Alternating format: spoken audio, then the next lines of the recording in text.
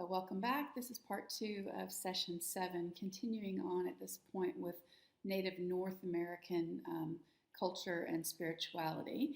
And so we mentioned in part 1 the idea of a totem, and so we wanted to expand on that a little bit more. Totemism is a system of belief that humans are said to have a relationship with a spirit being. So a totem could be an animal, it could be a plant, it could be lots of other things, but usually it is an animal. And that totem serves as a symbol for that person who carries that animal as a totem. The animal is said to be carried as part of the spirit.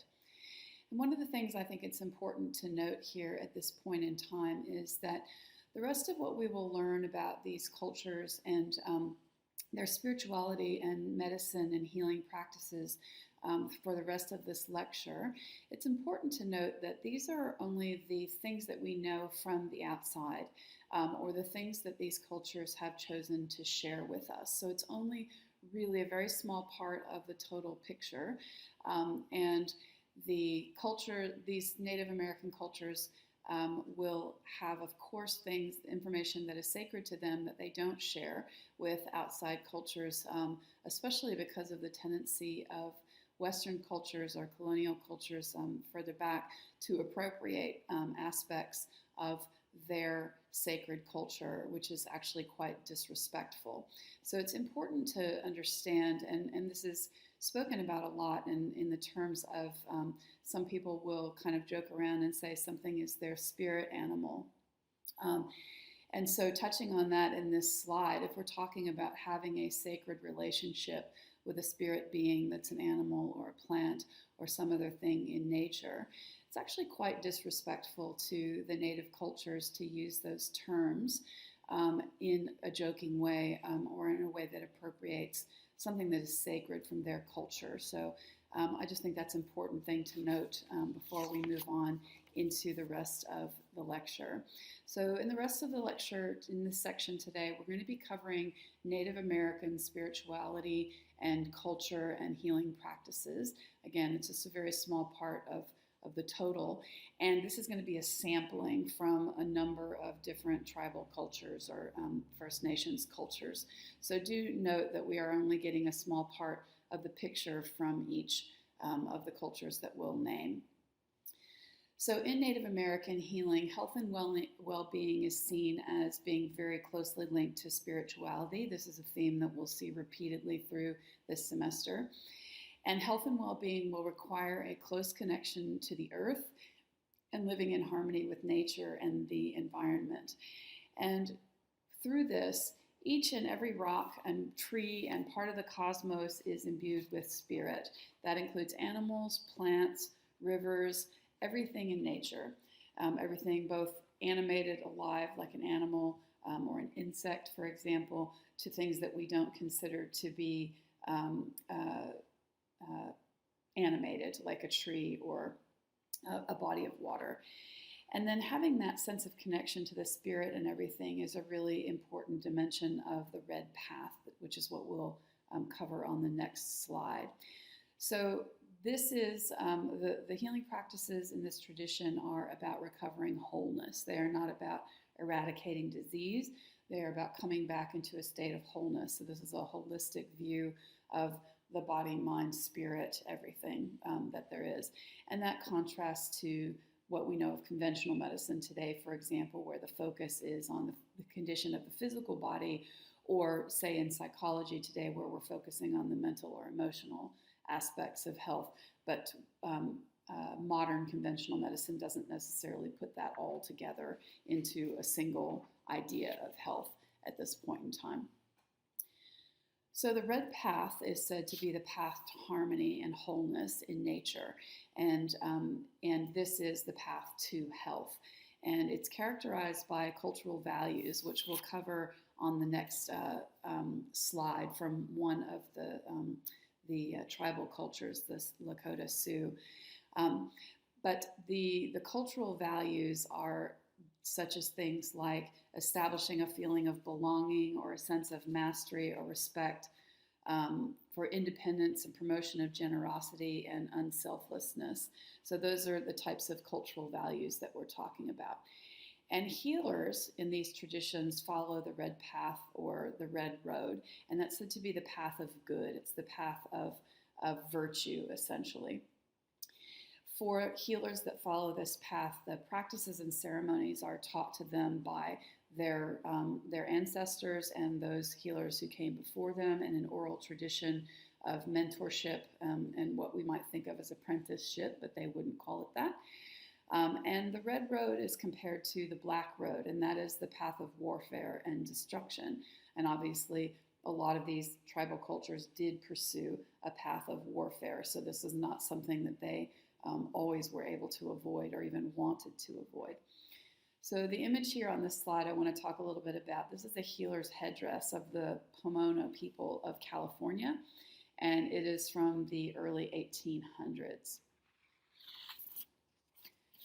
So talking a little bit more about this path of virtue or the path of high cultural values, I'm not going to try and pronounce all of these words on here in their native tongue, but I'll go through these in their English version.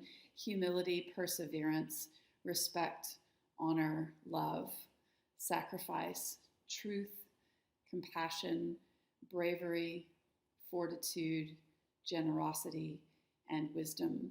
And it's really interesting to contrast these to what we might feel are the values of the virtues of Western culture in modern times, and think about whether we certainly don't in our times necessarily outside of religion and spirituality have any concepts of values or virtues that we necessarily follow as a culture, but we aren't as cohesive in our culture as these native tribes were, and certainly we're a lot more variable and have a lot more fragmentation and different backgrounds that we're from in the West. So that's important to note.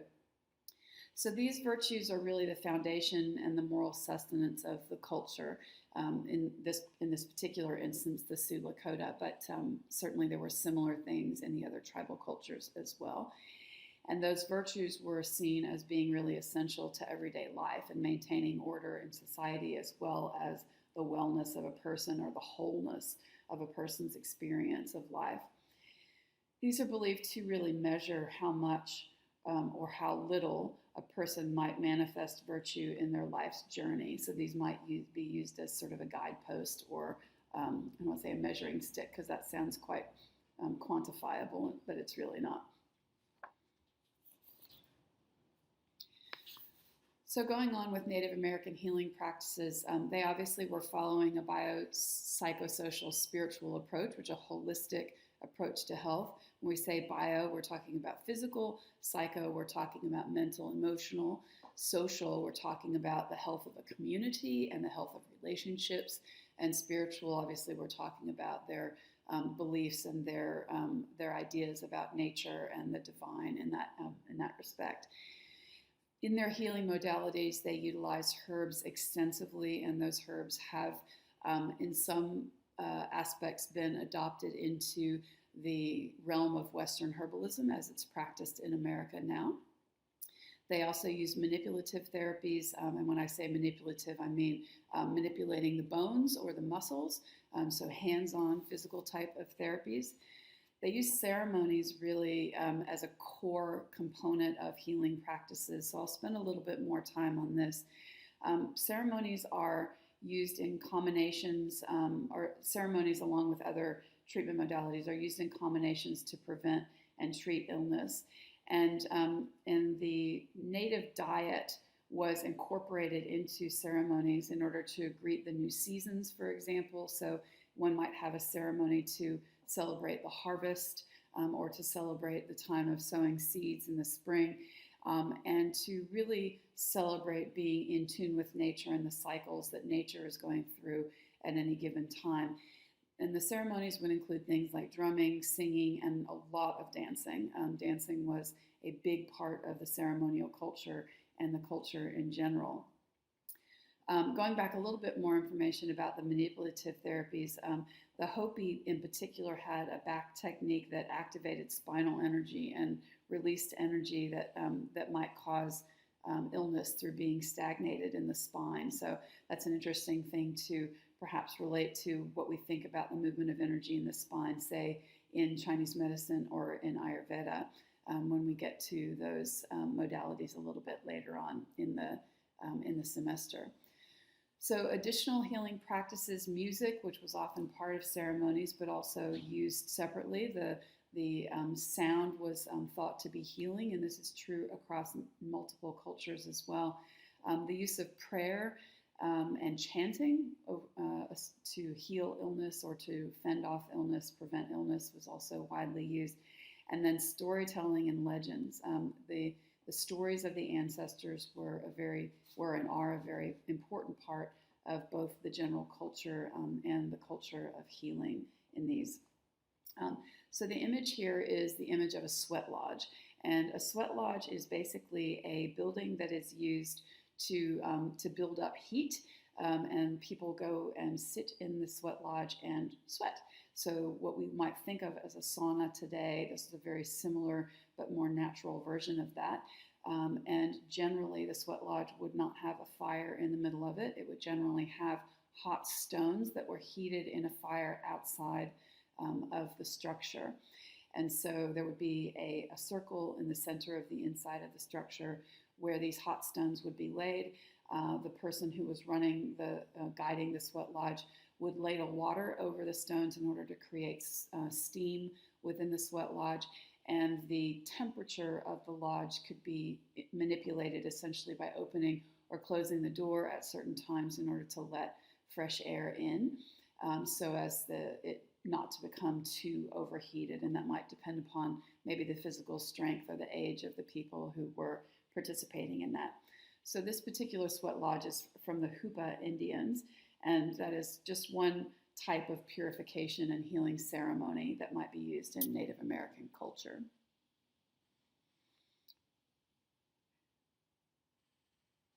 In ceremony, we have symbolic healing rituals, and these might involve the patient, the family, the community, etc. in the healing process. So this was not just an individualized event. Certainly it would involve the healer themselves and the patient themselves, and that could last for days or even weeks throughout the process of healing. And through participation in songs, prayer, music, and dance, the healing was said to take place. So the more people were involved in a healing ceremony, the greater the healing energy would be said to be. And this is like a focus of attention on the healing of a patient. In addition to being used as a healing practice, obviously ceremony is used as a method of social solidarity, a method of creating community, and that was widely used in Native American culture. The image here on this slide, which is a little bit daunting to look at, is that of a Hamatsa shaman from British Columbia in Canada. Symbolism was also very powerful in ceremony, and symbols were used to mean different things or to have different powers within the ceremony. So incorporating icons and ritualistic objects, certainly things like pipes, feathers, burning different herbs, and those types of things were used in a symbolic way. And these things were used to restore the harmony that's necessary for a health. So again, the restoration of wholeness was the goal here. It wasn't necessarily the goal to drive out or attack an illness, but in large part to return to wholeness, to restore the full body, mind, spirit, emotions, community, etc., to a state of wholeness, which was equated with health. And so as we have more people involved in these ceremonies and the use of these ritualistic objects that have an intense cultural meaning within the ceremony or are said to carry certain powers, that's obviously providing a synergy amongst the people and the objects for the purposes of healing. Music, we mentioned in the healing modalities, and the drum was one of the mainstays of delivering music. Also bringing people into a meditative state. In addition to the drum, flutes were often quite often used as well. And so there's a sacred significance to the drum. The drum is in its round form is representing the entire world, and the rhythmic beat represents the heartbeat of the world. And so this is a very symbolic use of this instrument. Drumming and singing are very, very integral aspects of healing ceremonies, and they stimulate physiological responses that really have mystical implications within the spiritual traditions. And if we're talking about a shamanistic encounter, a shaman doing his work, a drum would often be used to bring that shaman into the appropriate meditative state in order to take his journey to the other realms that he was going to visit, in order to bring back healing information for the patient or for the community or for the nature surrounding them if there was some, let's say, shortage of animals or plants or things like that. So the flute, also used in Native American culture, listening to the flute can really create a feeling of peace within both the player and the listener. It is a very meditative instrument as well. And if you've never experienced any Native American flute music, I encourage you to look into that. You can find some on the internet and experience that because it's very, very beautiful. And then dancing. I mentioned that dancing was very, very core to the Native American ceremony, whether that was a social or cultural ceremony or whether it was a healing ceremony. And this is a beautiful passage here from a Kiowa dancer with regard to the sacred dance. The sun descends upon the trees. The heat is hypnotic. It is as if I am asleep. Then the drums break and the voices of the singers gather to the beat. The rattles shake all around, mine among them. I stand and move again slowly towards the center of the universe in time, more and more closely in time. So there's a mention here of rattles, which we haven't mentioned as an instrument yet. Rattles are used extensively in Native American ceremony and culture as what we would call a percussion instrument along with the drums, and they have a very unique sound to them. Generally, they are made from gourds or the hardened outer husk of a gourd filled with beans or corn, not filled with, but partially filled with, so that when it's shaken, the corn or beans rattles around on the inside. So here's an image of some dancing. This is closer to modern time. You can imagine that we don't have color photographs of some of the more ancient ceremonies and dances of these people. So this is at a more modern Native American powwow. It is a powwow of the Flathead tribe, just as a point of information. So dancing can be one thing that can elevate a person into an altered state of consciousness to achieve a spiritual experience. And dance is used as a cultural phenomenon, but also as a healing modality. And whether the person who is actually ill would be doing the dancing or would be danced over would depend on how ill that person was. And while dancing, a person can be joined by ancestors or can facilitate themselves in shape-shifting. And in case you don't know what shape-shifting is, this is a shamanistic practice of moving into the being of or inhabiting the being of an animal most of the time. And using that to access the spirit of that animal for purposes of healing or for purposes of gleaning information from the spirit of that animal. So dancing really facilitates key rites or ceremony. Some of the examples here, the sun dance, which is done by the Sioux, as well as some other tribes. And when I say Sioux, I mean Lakota. The Apache, the dance of Gahan, or mountain spirit, and the Kiowa, the gourd dance. So the gourd dance, as I mentioned, the rattles are generally made from gourds, and that's where that comes from. So this is very common to as a way to access sacred knowledge and wisdom through going into a meditative state.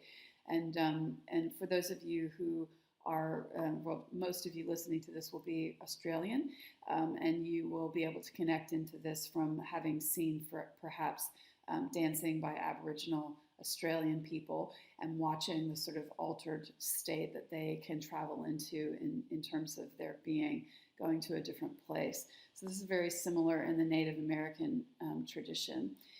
And oftentimes the dancing is done at nighttime, but not always. And if the dancing is done at night, oftentimes if there's a shape-shifting going on, it will be with nocturnal animals as opposed to animals that are present during the daytime. So to tell you a little bit more about the Lakota Sioux, the Sun Dance, that's usually held in June. It is a community collaborative dance that really brings people together from actually some quite far distances in modern times. Sometimes it's in July, but it's in the beginning of summer in North America. And it involves the self-sacrifice of people who are participating, as there are sort of formal and informal participants in the Sun Dance. One of the rites that is done at the Sun Dance is that there's a central pole in the dance, and those who are using this particular Sun Dance as a rite of passage, oftentimes this is young men who are moving through adolescence and into formal manhood, are attached to this pole by long cords and a spike of wood or some other hard object like a piece of bone that is threaded through the skin of their chest, and they dance around the pole attached to the pole by this thread of skin or this thread of bone or wood that goes through their skin. And at the end of the dance, they fall backwards, and that forcibly pulls that spike out of their skin and leaves a scar there.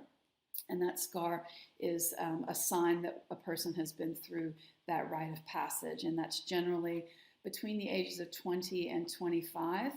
And the significance of that is that it is a liberation from the bonds of the flesh. So that is coming to a point where the body is no longer running the show, and it liberates the mind or the spirit to be able to travel beyond the flesh.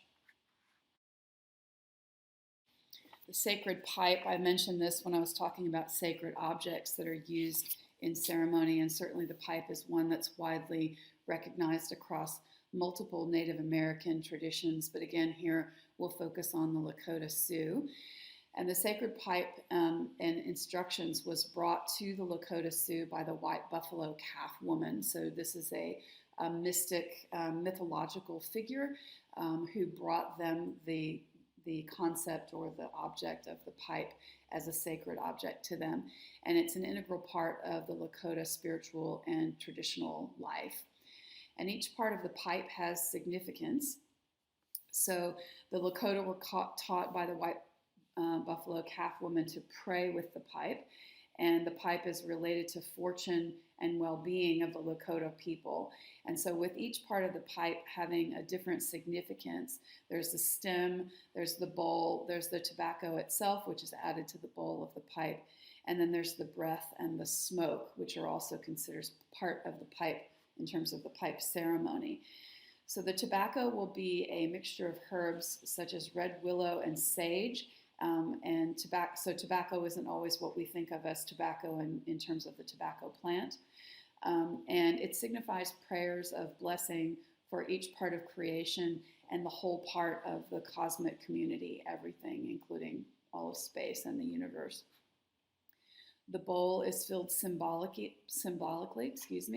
and that is meant to represent, the bowl is meant to represent the whole sum of existence. So it's like the container for all of existence. And then the tobacco is lit by fire and inhaled and exhaled as smoke. And during the inhalation and exhalation process, there are prayers of blessing that become visible offerings as the smoke is inhaled and exhaled. So this is the symbol of the fundamental relationship between all things. And we have this idea of the breath and air exchange between the human lungs and the outside as being symbolic of the relationship between man and all things. And we'll see this also, for example, in the Ayurvedic tradition when we talk about prana and the breath coming in and out. So the breath is seen as a very important connector between the inside of a human and the outside world, and is representative of the fact that everything is connected. So among humans, that means connection to animals, plants, all of the elements, and all the spiritual beings that keep the cosmos in action. So it's just everything. And so this is used as a means to carry prayers upward to the Creator in the form of the smoke going up to the Creator or the Great Mystery. And so the pipe is seen as being, or the pipe ceremony is seen as being the connection between the earth and the sky. And that provides the Lakota with their spiritual grounding. This is really the core foundation of the spirituality, is prayer to the great sky god. This is the Creator is seen as being in the sky. And they pray not just for themselves, but all of human beings and the whole of creation. So it's a very holistic prayer tradition. Smudging is something that you may be familiar with, that is also something that is seen across multiple traditions, including, the use of incense in Christianity, for example. And so this is basically the use of smoke as a sacred cleansing or purifying ritual.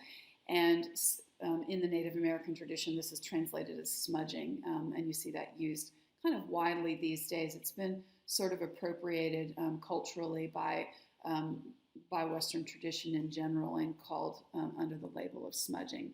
So the idea of this is using the smoke of certain herbs or certain plants to help purify the body or the energy field. You can think of it as, because the smoke is generally wafted across the outside of the body and breathed up into the nose as well. So if you've never been involved in a smudging ceremony, this might be kind of hard for you to picture, but the person who's being smudged, there's a person holding the fire or the smoking herbs, and there's a person who's receiving that smoke, and the smoke is generally passed around and over the outside of the person's body, and also through environments. So you can use smudging to bless a house, for example, to cleanse a house of certain energies if you were wanting to do that, or other areas as well. And the herbs that are commonly used here are cedar and sage. These are both Native American plants, so native to North America. And these are said to dispel negative energies, and also sweetgrass. And sweetgrass is a prairie grass that very much in line with its name has a very, very sweet smell to it, especially once it has been dried and bundled together, and it has a very intense sweet smell that lasts quite a long time, even when it's not being burned, and that attracts positive energy, and so these are often bundled together. And there are other herbs that are used, but these are the predominant ones that we generally see used in Native American smudging ceremonies. In other traditions, you might see things like lavender or other things like that used as well. And so this can facilitate healing because beneficial energy is drawn in and non-beneficial energy is drawn away or burned away or floated away on the smoke. And it is a purifying process. And this can either be done by itself or it can be incorporated into other types of ceremonies. And so this might, for example, be incorporated into a sweat lodge ceremony where a person might be smudged prior to going into the lodge or as they come out of the lodge. Generally, the smudging is not done within the lodge because the smell would be quite intense if it were trapped in there. So the image in this slide is Western red cedar. The Latin name is Thuja occidentalis. It is a native to the Pacific Northwest of the U.S. predominantly and southwestern Canada. And lastly, in our healing practices, storytelling and legend. And so the oral traditions of the Native Americans provide a really core part of their spirituality as well as their culture and their healing practices. And they are conveying information from one generation to the next through story. And we see this in lots of other cultures as well. Celtic culture is a really good example of that. So the stories will contribute to healing, and they offer faith and tradition to the people, because they tell stories about the wisdom of the ancestors and what the ancestors learned that they can pass down to us in the present to guide our behavior. And these are lessons that are applied to daily life, and they connect us to the past, and they are the way of life as conveyed by the storyteller. And so the storytellers often put their own wisdom into them as well, and that stories get built on over time. So the image here, I'll just point out, this is of little people from the Iroquois, from Iroquois legend. And so you can see the larger woman here on the banks of a river, and the little people that are along the side of the river. So little people are mythological people or people of legend. They have some similarity in some ways to the fairies in Scottish or Celtic legends, Irish legends.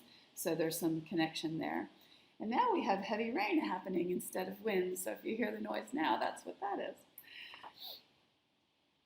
And now onto the medicine wheel. And I mentioned in the introduction to this lecture that we were going to be introduced to the 4 elements of nature in this lecture, and that would provide a thread for us through a lot of the other traditions in this course. So this is the beginning of that. The medicine wheel is a circular area with a balanced cross of 2 intersecting lines that create 4 sections. And we'll see that on the next slide a little bit more clearly. But the image here on this slide in particular is a different type of medicine wheel, and this is one that's laid out on the ground, and it's not specifically aligned to the 4 directions or the 4 elements. This particular one is in Bighorn National Forest in Wyoming, and the term medicine here is really meant to imply sacredness, not necessarily medicine in the way that we use the word medicine. And this wheel in Wyoming was the first archaeological structure to which the term Native American medicine wheel was ever applied. So this is where the historical term comes from. It is not necessarily a term that the Native Americans themselves used originally. So we have a representative circle that represents the circle of life, and it has 2 intersecting lines that represent the roads in life. And the shape and colors of the wheel, and we'll see this again on the next slide, represent the power of life and having different powers related to different things in nature and the different directions which we'll go through. So the number 4 is a very important symbol in Lakota spirituality and tradition, and in others as well, as it represents the realities in life. We talk about 4 seasons, we talk about 4 directions, we have 4 elements, and these are all corresponding together within the medicine wheel. And so we are all sharing this sort of common journey that we go on through life. And we talked before about the red road being the good road and the black road being the bad road. So there are 4 sacred colors: red, yellow, black, and white. And you'll note that if the black road is the road of warfare and destruction, it is not excluded from being a sacred color. It is seen as something that's necessary to the balance of existence in lots of ways. And the recognition of this is in nature, it's necessary sometimes to have destruction in order to provide space for regrowth. So, for example, Native Americans did engage in periodic forest burning or prairie burning in order to burn and bring out different plants or create different opportunities for different plants to come out.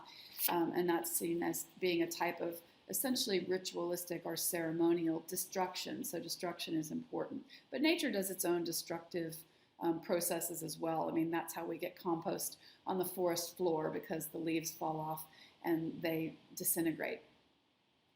So going to the formal medicine wheel here, and this will be our last slide before we come to the end of this section.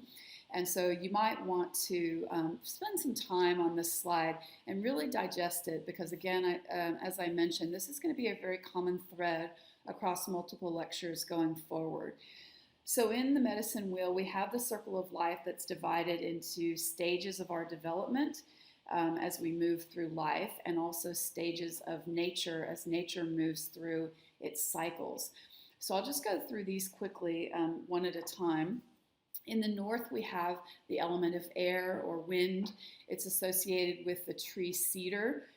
It's also associated with winter, and it is meant to support the spiritual health of the people, and white is a color for people, the elders and grandparents. This is a representation of wisdom in lots of ways.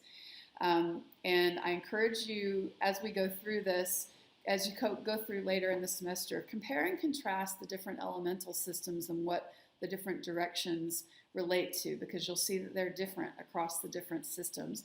And try not to be confounded by that, because it doesn't mean that they're not valid. It means that there was a different framework through which people were experiencing their life. And oftentimes that has to do with the different climates that these native people lived in. So in the east, we have yellow. It is associated with fire. The plant associated is tobacco, and the season is spring. And if white is our spiritual health, then yellow is our mental health. And it is associated with the period of time of birth or childhood. And so this is the early part of life. If we were thinking about this in the cycles of nature, this is the spring. So spring is when new seeds sprout. That is the same thing as birth in people. Similarly, when I started in the north with winter, that is associated with old age or dying and that phase of life. And then going to the south, we have the earth, and earth is the element of the south. In this tradition, it is associated with the plant of sweetgrass and the element, or the season of summer, associated with our physical health. So this is robustness and our physical strength. So if you think about the earth itself, the element that's associated here, the earth is a very physical thing as compared to air or fire or water. It is more solid, and so it is associated with our physical health, the health of our body. It's the solidity of us, and it's associated with youth or adolescence period of time. And then in the west we have water, and water is associated with the element of sage. And we can say that it also has some associated with wisdom. When you talk about a person being a sage, there's some association there. This is adulthood into later adulthood, once a person has gained a certain amount of wisdom, and it is associated with our emotional health. So just spend some time digesting those and thinking about how those things relate to you and your observation of the seasons perhaps. And since we're sitting in the southern hemisphere, you might find that this makes more sense if you swap the north and the south, because of the fact that those obviously we are inverted in the southern hemisphere, and so it could be that the elements might make more sense to you in that regard if you swap the north and the south. And of course, east and west stays the same. So I'll leave you to ponder that. And we finish up here again with our revision questions, and those revision questions are also on your LMS. And our other food for thought question is Native American healing a form of complementary medicine? And I'll give you a little bit of a teaser here on this one, or something to stimulate further thought. There is a man named Kenneth Cohen in 2013. He's a Native American traditional healing consultant to the National Centers for Complementary and Alternative Medicine in the U.S. And he's also a health educator and author of Honoring the Medicine, a Native American healing book. And he says that Native American healing is not complementary and alternative medicine, but it's a spiritual tradition that's tied to lifestyle, community, land, and culture. And so if Native American healing practices were taught to everyone, or social workers, psychologists, etc., consider for the moment that this person has not been instructed in the fullness, as I was mentioning at the beginning, the fullness of the spiritual tradition is held more sacred amongst the community itself and is not shared with the outside community. And so if we look at what we know about Native American healing and we put the label complementary medicine on it, we might be doing a real disservice to the system, because it is only a fractional part of the totality of the culture and their healing traditions and their beliefs. And with that, we have a clap of thunder to end the lecture today, and I will see you again in part 3.